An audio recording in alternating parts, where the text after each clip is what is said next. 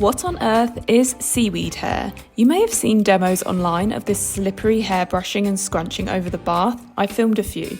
You might be wondering, why are people doing this and why is this significant for those with curly hair types?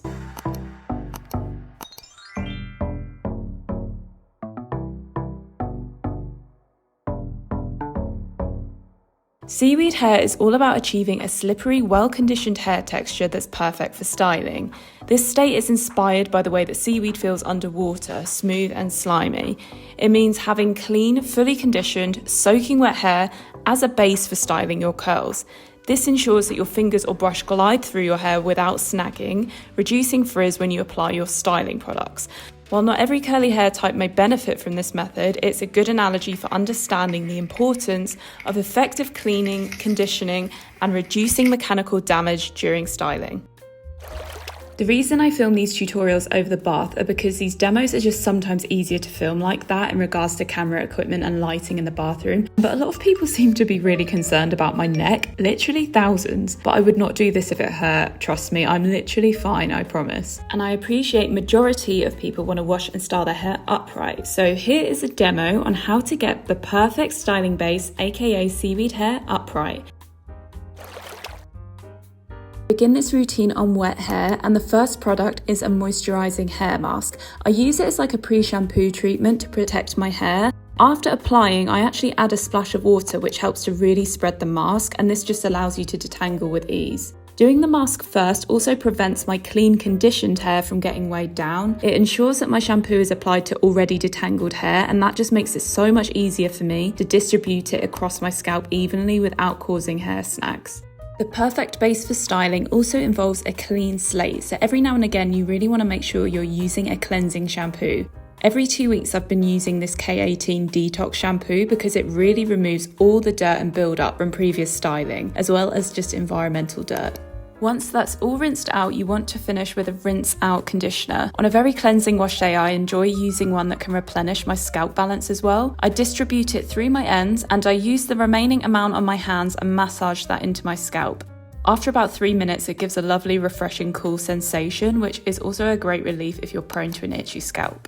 You can also add a splash of water here too, but you'll notice your hair is so easy to brush now, clean and slippery. And as you rinse this out, you should feel your hair is silky, slippery and smooth. This is the seaweed reference. And this is the perfect base for styling, especially for those that prefer their results from soaking wet styling. You can continue to style here in the shower to benefit from the soaking wet hair state, or if you need to get out, you can protect your hair from getting retangled by putting your towel on like this, maintaining the current hair state. Try styling your hair straight away to prevent it from drying, but if necessary you can re-wet it. You'll still have the advantage of the clean conditioned hair, and re-soaking it won't disrupt the detangled hair as it's been preserved in the towel.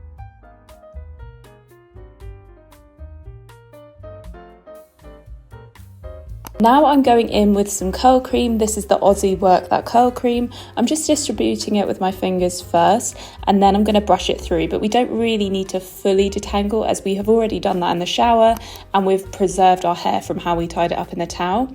But this is more for just distributing the product evenly. To get the best definition possible, I always advise sectioning the hair, and the best way to do this is to actually rake your hair at the root. We want to create space at the root to allow us to section easily without our curls getting stuck. You can create as many sections as you need based on your density. I create from 2 to 3, and then sometimes I condense those down as I go if I've still got too much hair in a section. Because I'm breaking each step down here to be precise for the video, naturally I'm taking a little bit longer than this would take in real life. So this is why sometimes my section is drying and I need to respray it with water. But the best results will be on that slippery seaweed base. So if the hair is starting to dry before the styling's finished, you do want to keep re-wetting it to get that desired result. Now I'm smoothing my brush through the hair with this like scissors and ribbon effect. I'm creating a little bit of tension by putting my index finger at the top of the brush, and I just push the brush down. It's not harsh at all on the hair, it's actually really gentle, and you've got enough slip in there because you've got the water and the cream. and then you're just kind of shaking it, and that just helps the clumps form. I have these two curls which are like my sideburn curls, and they are really loose compared to the rest of my hair, so I've actually started just doing this little twisty thing with the brush on each side. I'm just gently gliding the hair down the brush and then wrapping it around the handle. I don't do this on my whole head. I've got actually a whole video on why I no longer do techniques like that, but they do really work for those sideburn curls. Now I'm taking some gel and scrunching it into each section. You don't have to do gel section by section, especially if this is just adding more steps than you need in a routine. But for me personally, I find it gives so much more definition if this is what we're trying to achieve today, because going through like that means that you're kind of locking those curls in while they're still in that soaking wet state. And then if they start to dry while you're doing the rest of the sections, at least that gel is kind of sculpting them. For that back section, I'm kind of repeating the same process. I'm just taking the brush and going up and away, kind of away from my head. The shaking the root part is actually really important, because that's the thing that's going to stop those curls getting stuck up at the back. Now for the top section, this will be so different for everyone because it depends on how you want to wear your parting, but I really like a flexible part, so I create these diagonal sections brushing back, and I use my hand to shake that underneath bit, and it just really helps give volume and also encourages the curl at the bottom a bit to spring up.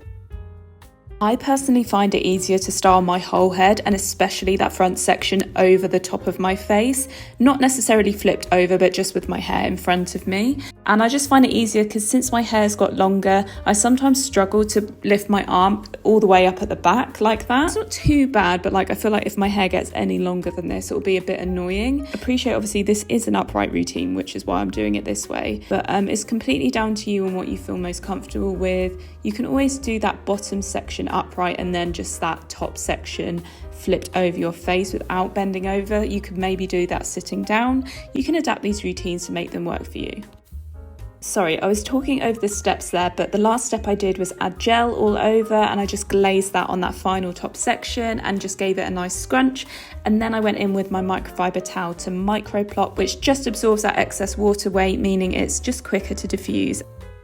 I put a silk scarf around my neck because I just find it really reduces frizz, as there's no friction from my hair rubbing on a top, and that can sometimes really give me excess frizz. So this is a cool little hack if you've got one in your drawer. I will link my full diffusing routine at the top of the screen here if you want to see purely how I diffuse my hair and what steps I take, but essentially I'm doing a mixture of hovering the diffuser, then I'm cupping my layers to really enhance my curls and give that kind of dimension and volume across the hair. Whilst I typically recommend to not touch your hair too much while diffusing, I've actually found that shaking your root kind of 40% to 50% dry can really help with the end result being voluminous. It works personally for me, but I don't know if it will work for every single curl type.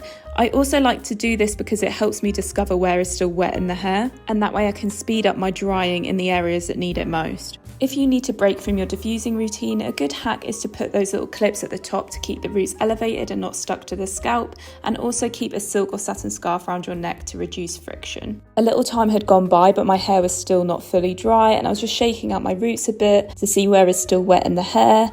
Now I'm going in with a serum, and I'm just going to glaze that all over my hair and scrunch it in. This is kind of that final finishing product. It's worth noting that if I was about to leave the house, I would just blast the hairdryer to just finish off diffusing 100%. But since this was a Saturday and I was just chilling at home, I could just leave my hair and let it dry. Some time later, my hair was fully dry, and wow, it came out so defined and also voluminous. This result truly starts in the shower, and I really hope this video has demonstrated how a cleansed, conditioned, soaking wet base, aka a seaweed hair state, can really help give maximum definition with very little frizz. Like I say in every one of my videos, we are all so unique with very different heads of hair. Not everything will work for everyone, but it's all about trial and error. So if you have been struggling with some stringy or frizzy hair that isn't curling up like it once did, I highly recommend trying some of these tips to see if they can help you out. If you want to know how to make these curls last the night and many nights, make sure you click the video on the left. If you want to learn how to refresh your curls based on how your hair feels on a particular day, make sure you click the video on the right. Thank you so much for watching, guys. If you enjoyed the video, please give it a thumbs up and subscribe to my channel if you want to see more curly content from me. I'll see you in my next one. Bye.